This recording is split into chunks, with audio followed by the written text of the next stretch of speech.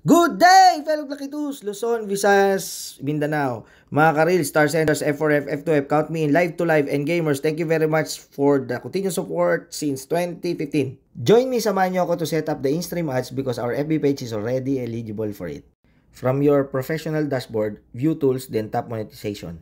Before I had no stream ads option, but due to spontaneous posting of Reels Live and other videos, FB Meta noticed the actions with the support from all supporters and Suki. Tap setup. Tap Get Started.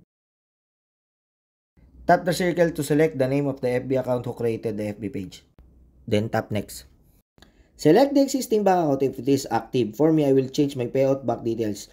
Tap Add New Payout Method. Tap and select Manually Link Bank Account. Select your bank country, then tap account holder name and type in your complete name that you officially register with your bank account. Tap Swift code, then type in on the box, make sure if it is correct. You can easily Google your bank Swift code. Then carefully type in your bank account number and double check if it is correct. Tap Link Payout Method.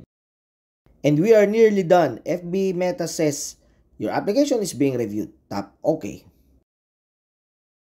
And now it is in review status. Wait for it. Patience is a virtue. Kung kaya ko, kaya nyo rin mga bossing Lodi. Share my reels to guide others. Thank you for watching.